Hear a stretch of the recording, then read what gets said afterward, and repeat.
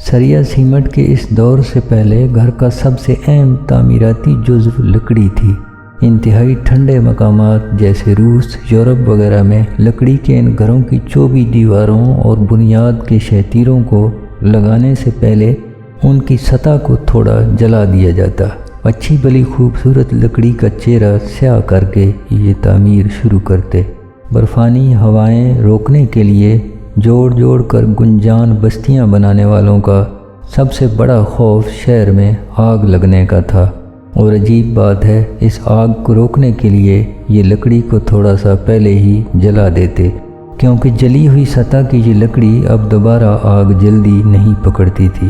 ویسے اس کے علاوہ بھی اس عمل سے لکڑی زیادہ مضبوط بنتی اور اسے کیڑا بھی کم لگتا۔ اب کنکریٹ کا دور ہے۔ ان مضبوط گھروں کے اندر والدین صبح سے شام تک اس جتن میں ہوتے ہیں کہیں ہماری اولاد کو موسم کی سختی کا سامنا نہ کرنا پڑے، کہیں ان کے رنگ جھلس نہ جائیں۔ اس اولاد پر جب وقت کا امتحان آتا ہے تب گھر تو کھڑا رہتا ہے، لیکن کمین ایک دوسرے کی شکل نہیں دیکھنا چاہتے۔ ان مضبوط گھروں کے اندر رشتے اب بہت کمزور ہو گئے ہیں۔ دیواریں تو شاہی کلا کی بھی بہت مضبوط ہیں، لیکن آج اس کے مکین گمنام ہو گئے ہیں۔ وقت کی تھوڑی سختی گرمی برداشت کرنے کی عادت بہت ضروری ہوتی ہے۔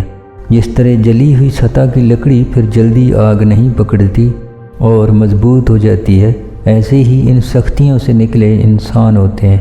انہیں پھر اپنے گھر، اپنے رشتوں کی اہمیت کی قدر معلوم ہوتی ہے۔